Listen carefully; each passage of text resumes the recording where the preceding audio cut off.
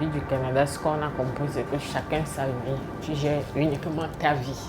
Ça, c'est la politique du Canada, quoi.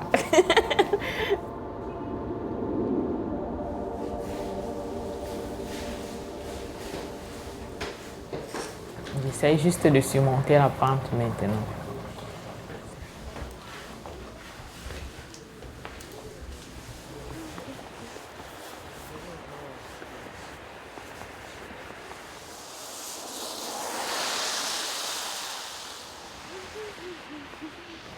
C'est pas vraiment facile d'avoir l'appartement à Toronto en tout cas. Parfois, les bailleurs, quand tu dis que tu es réfugié, c'est pas évident. Ils te demandent de l'aide de recommandation, ils te demandent tellement de trucs. Et le prix aussi vraiment qui est... Les prix sont vraiment élevés.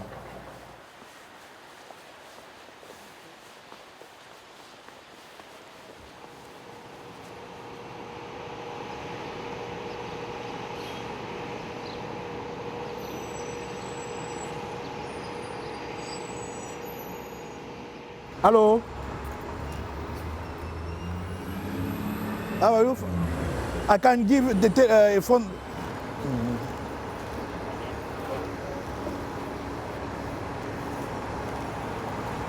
S'il vous plaît, répondez. Il me parle en anglais. Hi. Hello? Il a raccroché. C'est peut-être par rapport à la maison que je cherchais là. Je voulais que vous m'aidiez à répondre. Ouais. Oui. Vous pouvez rappeler. Oui, je vais le rappeler. Et maintenant on dit que c'est pas... que c'est plus joignable. Que c'est pas... Je vais essayer de rappeler.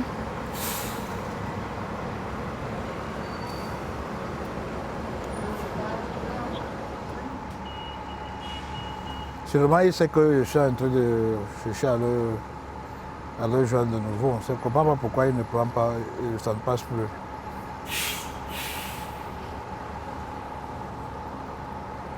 C'est difficile,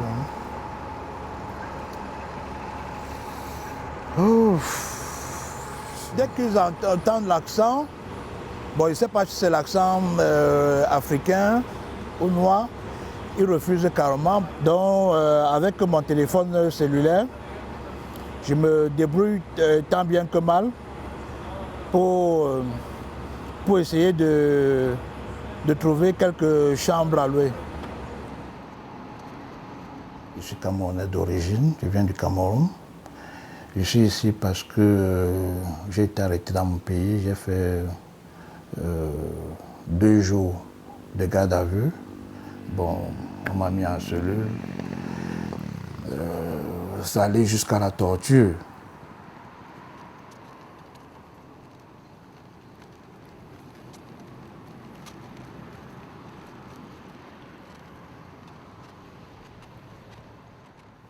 Voici ma chambre. C'est en même temps le salon de mon bailleur. Ça, c'est le lit ce qui me sert de lit, un canapé-lit, que je dois payer 500 $ par mois. Le réceptionniste m'appelle pour me donner rendez-vous. Elle m'appelle, elle s'exprime en anglais. Je dis, je ne m'exprime pas en anglais, j'ai des difficultés pour vous comprendre.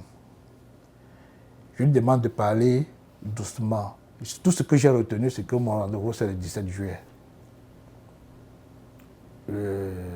July 17. So it's good that they do this. Well, it's not good that they do this. Why you're here?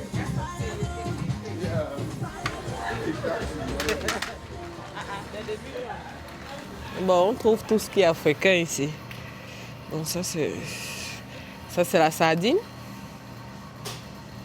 Puis sardine pimentée, en tout cas.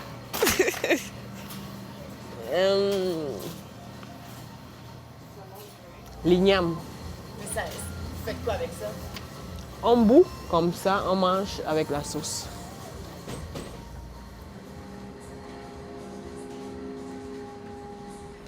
Non, il n'y a pas assez de service en français. Je pense qu'il y a... Il n'y a pas. Vraiment, il n'y a pas. Mais à un moment, j'ai compris qu'être enfermé, ça ne sert à rien. Bon, Plus tu trouves, plus tu te libères en tout cas.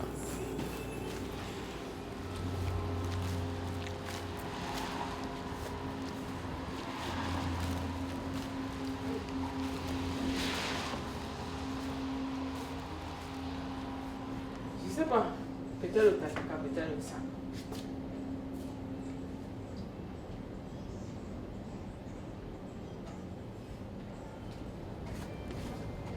Quoi?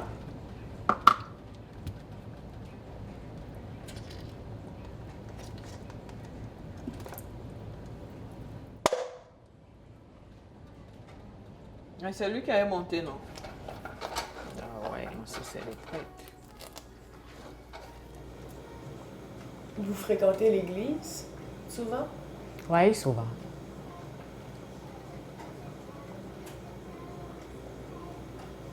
Ça représente quoi cet endroit-là pour vous, ici? L'église? Ouais.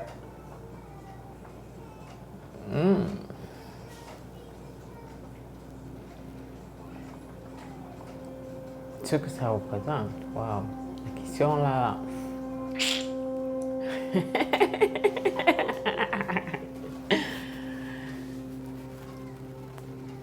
En tout cas, c'est souvent bien d'aller à l'église. Ça permet de se rafraîchir, de penser à son Seigneur par moment, c'est bon. Canadien, merci Seigneur, merci. Je n'ai rien à te donner, mais je te dis merci.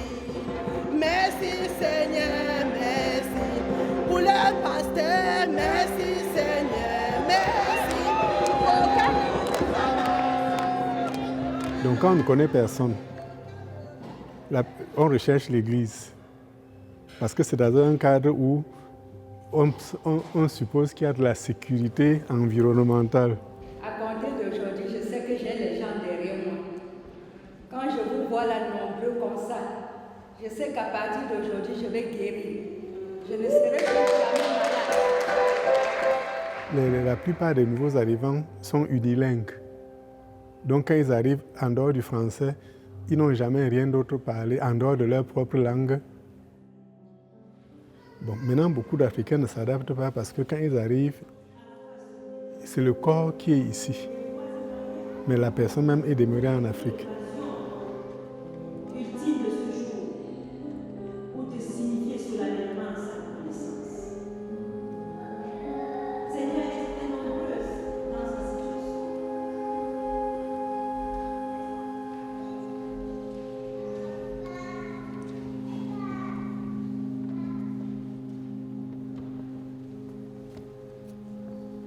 Bonjour, chers frères et chers sœurs en Christ.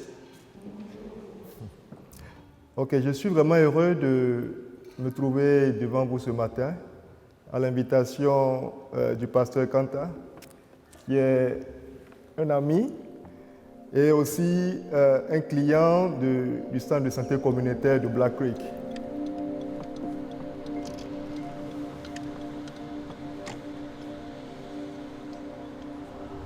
Alors, ce qu'on fait, on s'est dit, ok, il faut aller là où les personnes se rencontrent.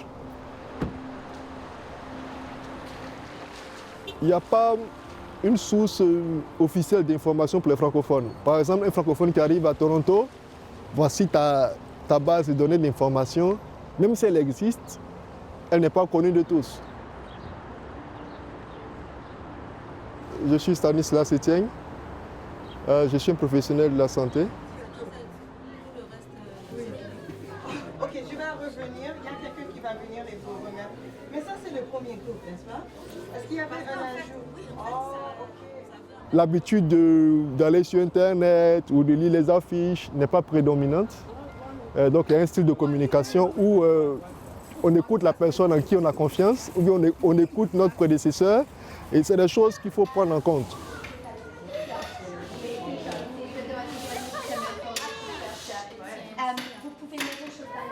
Tu veux? On va faire l'introduction.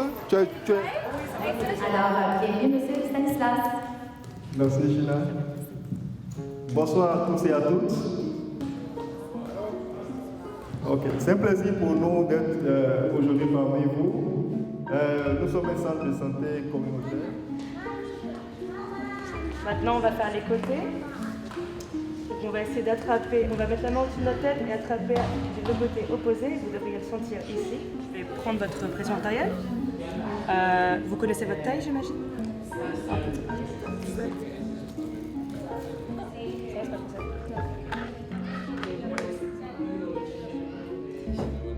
Donc on va trouver les francophones au niveau des églises où elles font les cultes, au niveau des supermarchés, au niveau des endroits où ils font du sport. J'ai parlé du soccer tout à l'heure.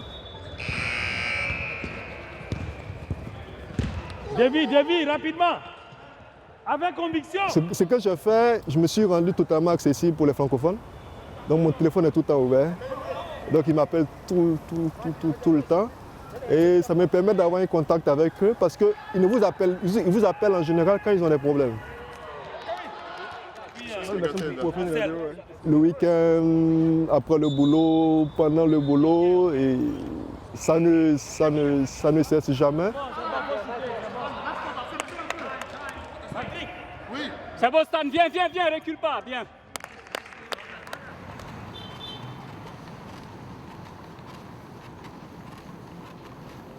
Oui, déjà la première fois, c'est un après-midi, je me suis rendu à une pizzeria, j'avais faim.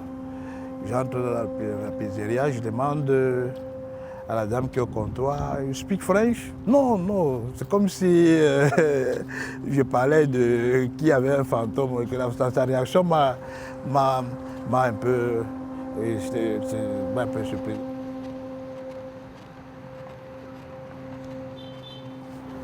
En ce moment, je vais pour les cours d'anglais, pour les cours de l'après-midi.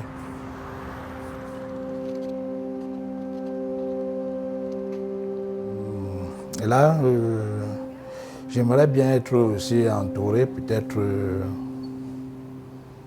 avoir des amis. Je pense que l'isolement, je pense que ça doit être la pierre angulaire de des actions qu'on va mener pour les francophones, parce qu'il est à tous les niveaux. Je l'ai dit au niveau linguistique, au niveau professionnel, au niveau culturel. C'est basé sur ça, tu vois. Donc, l'apport nutritionnel est différent. Les aînés comme moi, il y en a beaucoup qui sont mal à l'aise. Ils sont ensemble avec les anglophones, il n'y a pas moyen de communiquer, il n'y a pas moyen de parler, et puis ça nous met vraiment dans un isolement terrible. Est-ce que c'est important qu'on boive du jus tous les jours? C'est dommage, puisque je ne peux même pas parler à mon voisin, de gauche, de droite, de petit bonjour. Donc c'est la froideur pendant des années, ça ce n'est pas une vie. Les tailles sont différentes, l'une de l'autre. Je bricole mon anglais pour me faire soigner. Et puis, je ne suis pas écoutée. On m'a arraché, je crois, des dents à défaut, puisqu'on ne peut pas me arracher, puisque manque de communication. On va voir qu'est-ce qu'il faut regarder pour évaluer les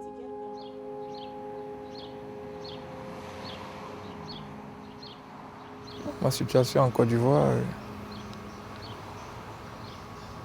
ce qui m'a amené ici parce que je suis menacé.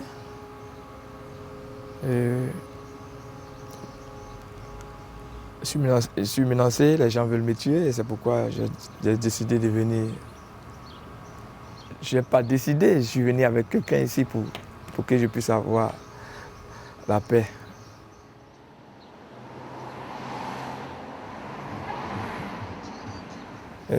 Ici, les gens sont relax, mais en Afrique, une fois les gens voient que vous êtes homosexuel, automatiquement, soit on t'empoisonne, on met du poison dans ta nourriture, soit à chaque fois dans la rue ou partout où tu passes, ils vont toujours te jeter les pierres, et t'abattre. Voilà. C'est dur. C'est très dur quand tu es en Afrique.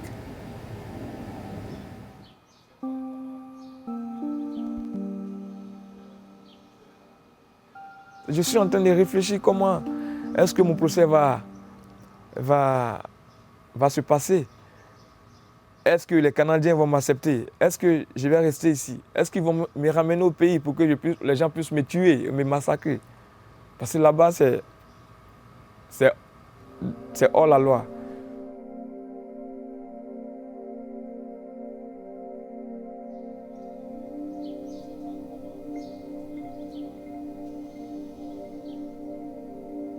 Il m'avait déjà vu plusieurs fois à l'arrêt de bus, parce que j'aime bien m'asseoir là-bas le soir, parce qu'il fait chaud le matin, c'était en été. Et donc, un jour, il est venu me parler, il croyait que je parlais anglais. Donc, il a essayé de parler anglais, mais j'ai vite capté l'accent et on s'est mis à parler français. Et c'est là que je lui ai dit ah, tu peux venir à la maison, en parler, on peut voir comment on peut t'aider. Et c'est comme ça qu'il est arrivé à la maison. Et c'est ainsi que je me suis assis, je suis allé les voir, les rencontrer. Et la mère dit, bon, on est tous africains, on aimerait t'accepter à ce que tu restes avec nous ici. Avec eux, je me dis, je suis au paradis, je me dis, si on veut bien voir. Il va venir tout à l'heure, il vient. Après le match. La personne qui est venue chercher. Oui, c'est ça.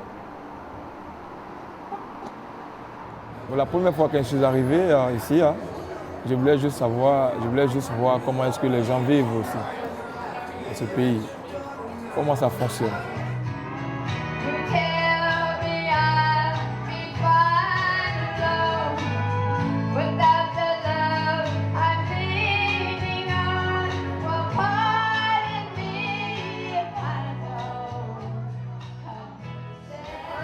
Il fallait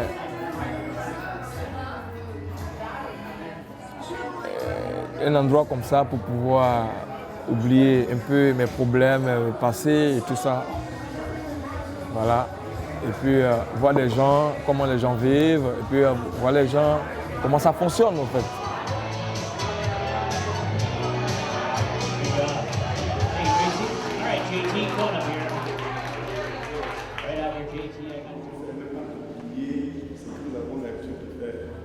C'est vrai, depuis qu'elle a commencé, il y a d'autres personnes. Et chaque pays a son histoire.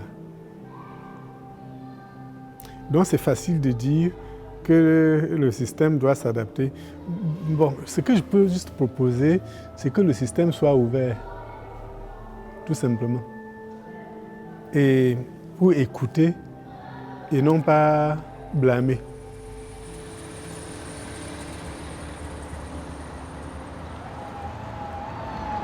La réalité, c'est qu'on a très peu d'organisations désignées officiellement pour être habilitées à recevoir des francophones. Donc partant de là, si on a un afflux de francophones, je ne suis pas sûr qu'on puisse être à même de pouvoir subvenir à leurs besoins, à tous les niveaux.